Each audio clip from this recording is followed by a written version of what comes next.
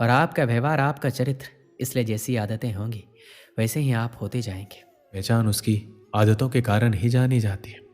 व्यक्ति किसी बात को छुपाने के लिए ना जाने कितने झूठ बोलता है।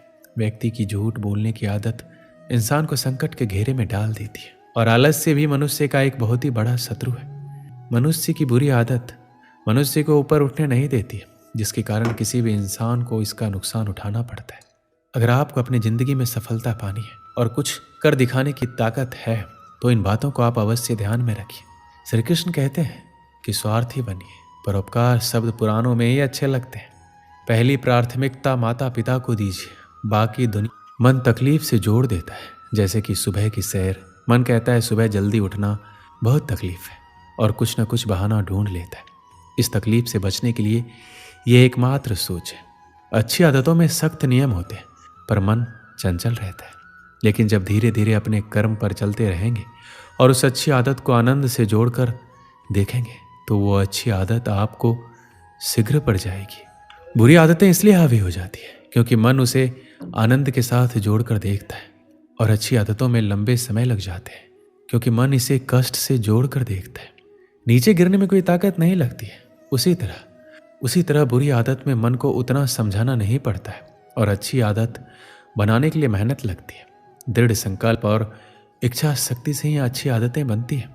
अच्छी आदत लगती नहीं, बनानी पड़ती है, और बुरी आदत बनानी नहीं पड़ती, लग जाती है।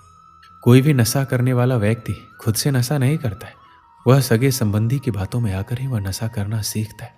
नशा करने वाले साथी इसलिए ही बनाते हैं क्योंकि वो जानते हैं कि वो जो कर रहे हैं गलत कर रहे हैं, लेकिन जब साथियों के साथ करते हैं, जब हम खुद से ज़्यादा औरों के ऊपर अपनी निर्भरता बढ़ाते हैं तो अपने आप कमज़ोर होते चले जाते हैं।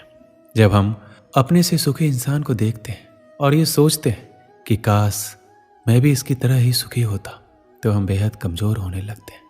जब हम किसी भी हालात जो खासकर हमारे नियंत्रण में है ही नहीं पर गुस्सा और चिंता करने लगते हैं तो और भी अधिक कमज़ोर होने लगते हैं।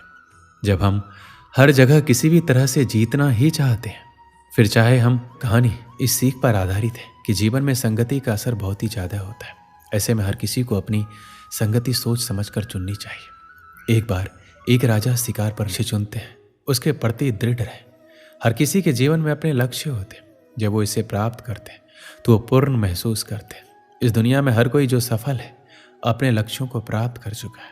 उनके पास अपने लक्ष्यों के लिए दृढ़ संकल्प और समर्पण था। आपके पास अपने लक्ष्यों के लिए भी यही होना चाहिए। कुछ योग्य लक्ष्य चुनें, कुछ योग्य लक्ष्य रखें, बेकार की बातों से विचलित ना होए।